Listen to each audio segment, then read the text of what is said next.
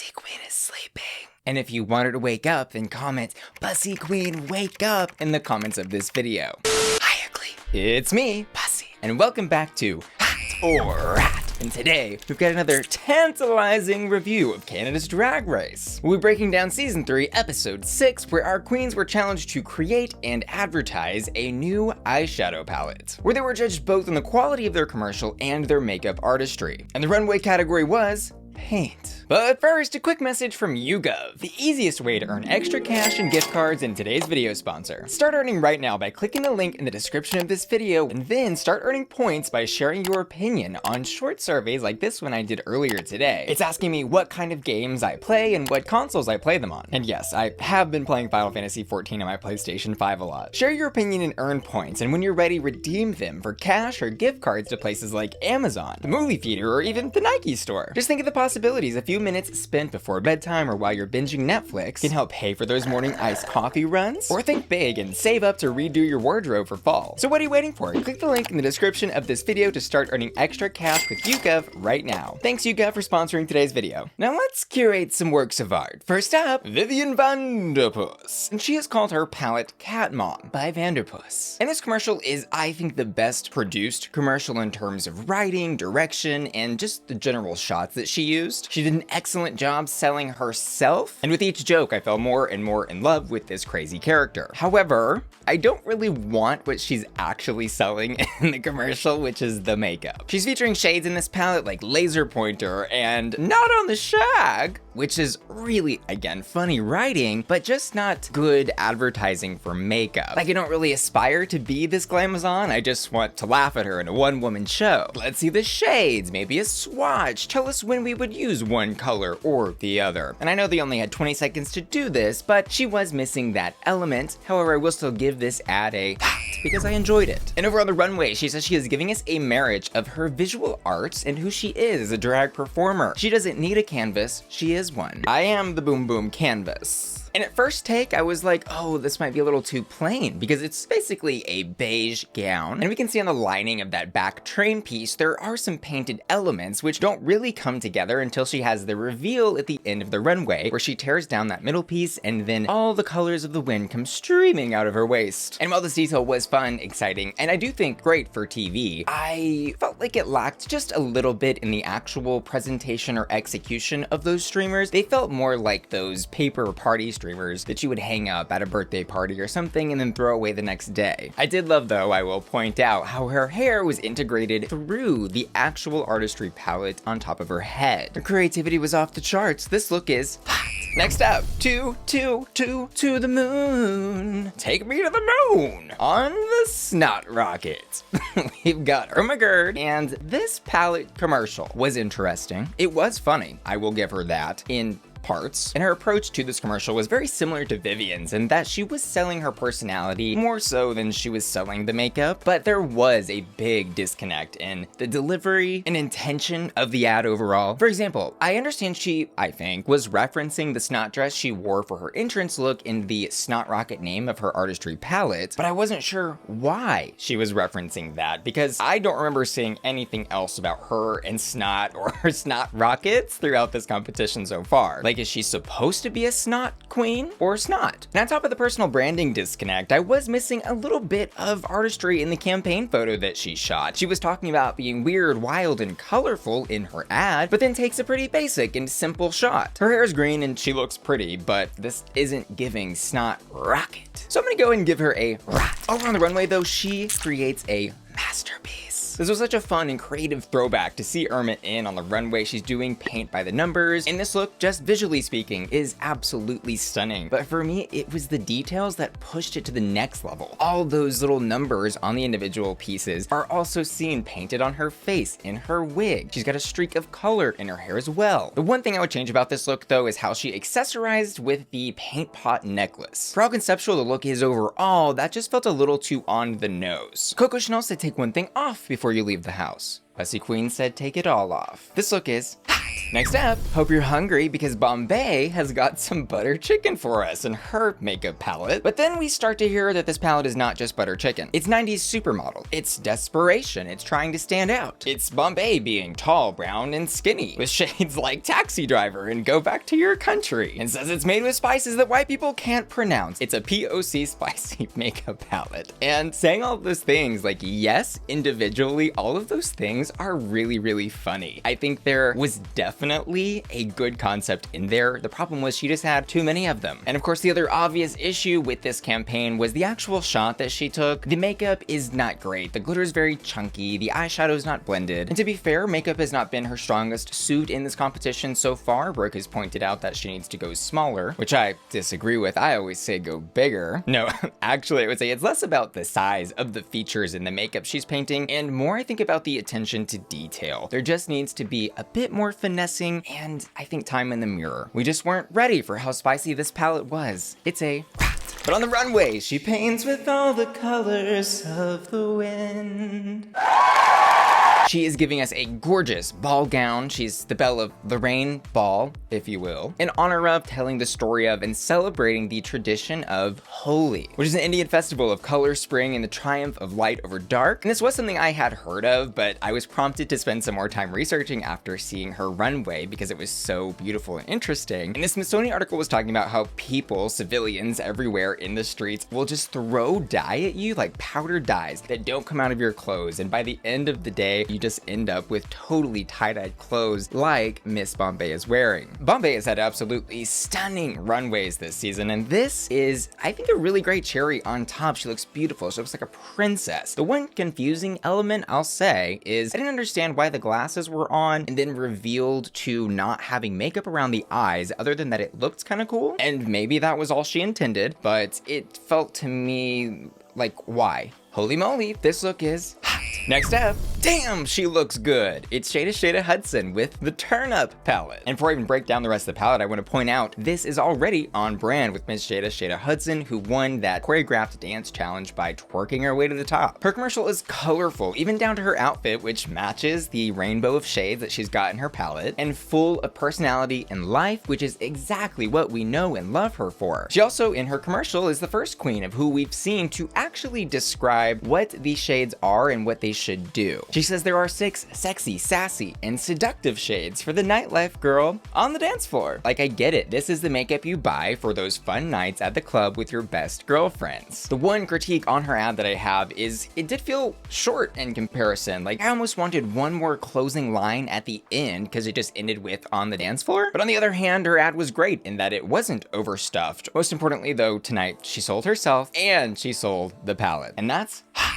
And over on the runway, wow. She is wearing an arrestingly beautiful gold dress that is dripping, spilling, torn open with molded faces, all in black. And she's spreading her message through her confessional and on stage talking to the judges that all black is beautiful. It doesn't matter how dark you are. This look is thoughtful, powerful, beautiful, and just overall, I think, a really, really great and beautiful representation of who Jada is. Another really interesting detail about this look that she added on Instagram was the hood on the dress was added because, as she wrote, black people are always targeted when they wear a hood or hoodies, so we wanted to add the most beautiful hood. This look is absolutely hot. And another great thing about this look was the conversation that she had with Tracy Melchor on the judging panel during the critiquing session. We saw Tracy really let down that presenter speaking guard she kind of has maybe felt stuck in the past few episodes. And it was just so nice to see her really genuinely enjoying this runway and having this meaningful conversation. Next up, was that French? I don't know, you tell me. It's Giséle. Her makeup palette, conceptually speaking, I don't know, girl. I don't even know if she knew.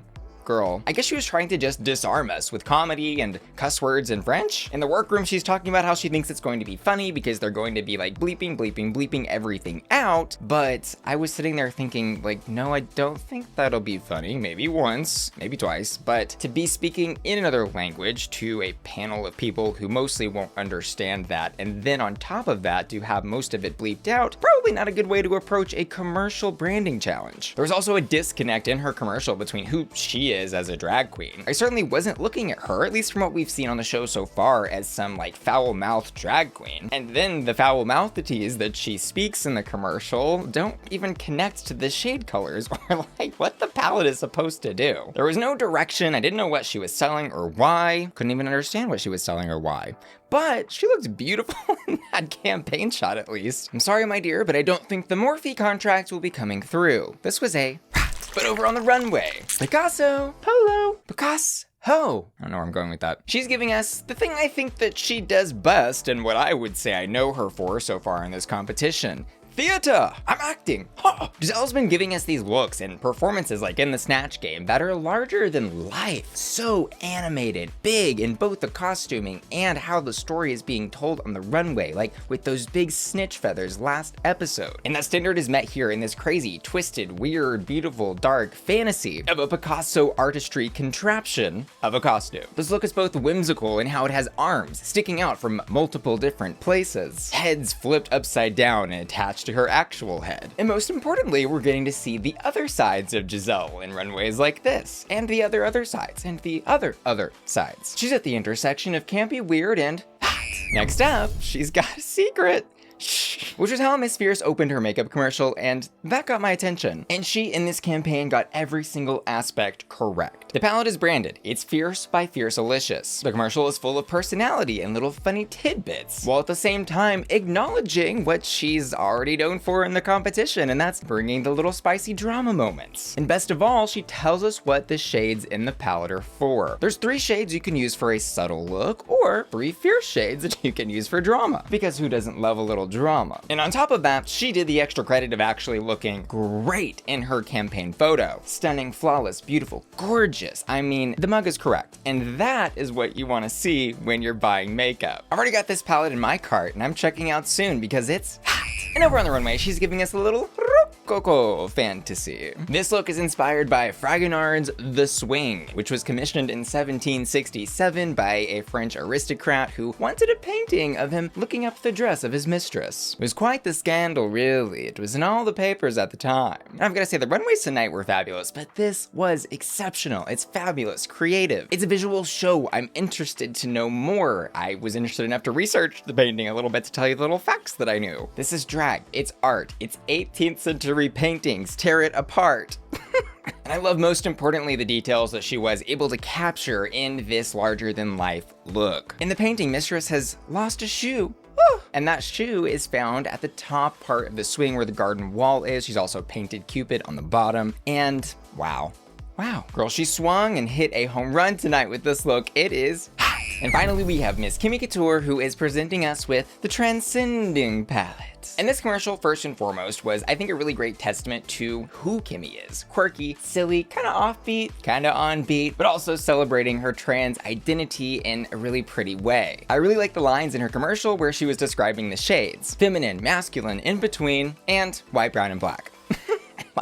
There was just a good little misdirect of conceptual to plain there that I think showed off that funnier side that she has in her. Also important for this campaign, she looked beautiful in the promo shot. This is makeup I would buy. Look at this gorgeous woman. I want to look like her. And she, I think, effectively sold herself and the makeup tonight. This was hot.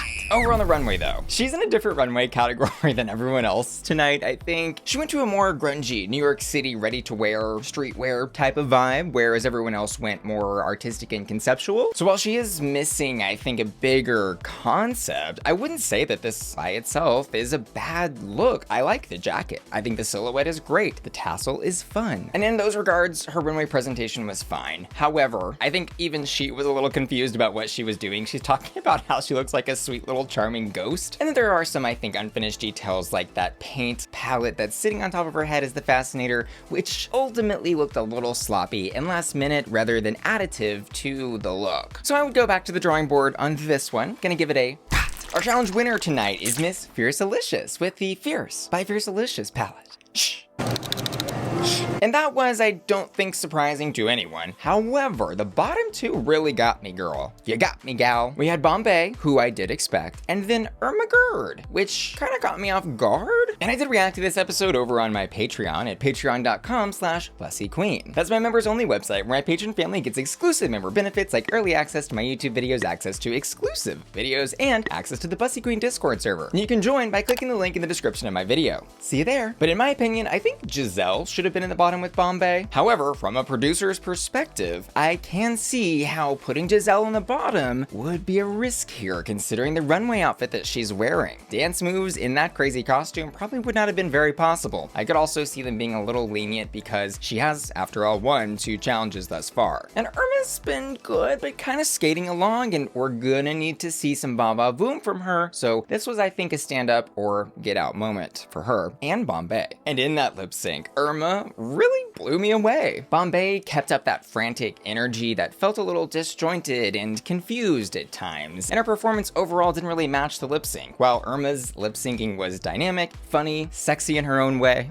and most importantly, entertaining. And Miss Bombae says, Bombae. And that's for my hottest hots tonight. And the challenge, I'm gonna give it to Miss Fiercalicious, and on the runway, Miss Fiercalicious. Girl, this was our episode. Look at how she ate. No crumbs. Not even one. My patrons, though, seem to disagree. They voted for Vivian Vanderpuss in the challenge and Irma Gerd on the runway. But let me know what y'all thought about everything down in the comments below. Who should have won, been in the bottom 2, and gone home. And finally, I want to say thanks so much to today's video sponsor, who you can check out using the link in the description of this video to earn some extra cash, YouGov. And I want to give an extra special shout out to Aiden the Individual, Alicia, Angel, Cyrus, Dicky, Alicia, Frankie, Hector Simancas, Jeffrey, Joseph Josh, Kyle Hermes, Laura, Seth, Louis Labrador, Ruff, Luke Peterson, Mark James, Matthew Burns, Matto, Michelle Yorbell, Miss F, Neely, Sailor, Stephen Topher, Beely, and Will and Tanner, who are all supporting me at my Bussy Queen Collector tier on patreon.com. See y'all later. Love ya. Bye.